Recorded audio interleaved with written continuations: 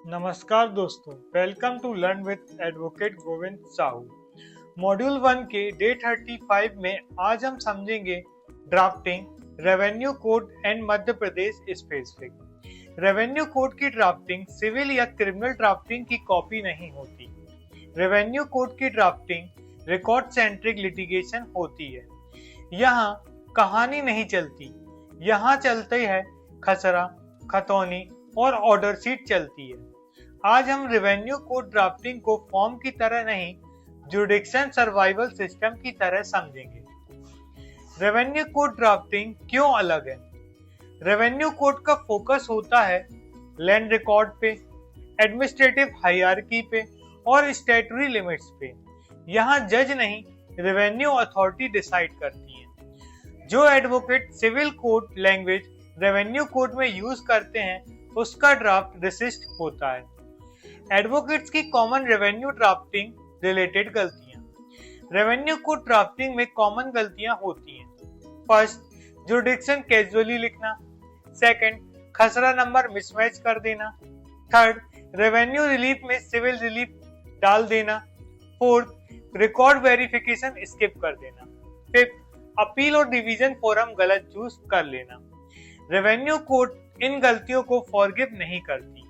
यहाँ एक डिजिट की गलती पूरा केस डिराइल कर देती है। रेवेन्यू कोड का code save structure. Revenue draft का कोड सेव स्ट्रक्चर। एक रेवेन्यू कोड ड्राफ्ट का कोड सेव स्ट्रक्चर याद रखिए। First, authority and statutory provision. Second, parties with land description. Third, jurisdiction paragraph, territorial plus subject matter. Fourth, land particulars, khasra, area, boundaries. Fifth, record history, mutation या कोई order. Sixth, cause of action, record based. Seven, relief strictly with revenue powers. Eight, verification with record and reference. Revenue drafting का rule, record पहले, relief बाद में। Land description सबसे sensitive zone. Revenue code drafting में land description सबसे critical होता है। Land description में पहला, खसरा नंबर एग्जैक्ट होना चाहिए। एरिया यूनिट करेक्ट होना चाहिए। विलेज, तहसील, डिस्ट्रिक्ट क्लियर लिखा होना चाहिए। बाउंड्री कंसिस्टेंट होना चाहिए। अप्रोक्सीमेशन यहाँ अलाउड नहीं है। कोर्ट पढ़ते वक्त ये सोचती है, क्या इस लैंड के बिना डाउट आइडेंटिफाई किया जा सकता है? Relief limitation in revenue code cases. Revenue authority का पावर लिमिटेड होता है। यहाँ रिलीफ डिक्लेरेशन ऑफ टाइटल नहीं होता, पोजेशन डायरेक्ट नहीं होता, इंजंक्शन सिविल जैसा नहीं होता। जो एडवोकेट रेवेन्यू कोड से सिविल टाइप रिलीफ मांगता है वो अपना ही केस वीक करता है। स्ट्रॉन्ग रेवेन्यू ड्राफ्ट वो होता है जो अथॉरिटी की पावर के अंदर रहे। मध्य Pradesh specific practical discipline. Madhya Pradesh practice में रेवेन्यू ड्राफ्टिंग के ग्राउंड रूल्स, रिकॉर्ड अपडेट का टाइमलाइन समझना, अपील वर्सेस रिवीजन का डिफरेंस क्लियर रखना, स्टे रिलीफ रियलिस्टिकली ड्राफ्ट करना, लोकल टर्मिनोलॉजी सही यूज करना।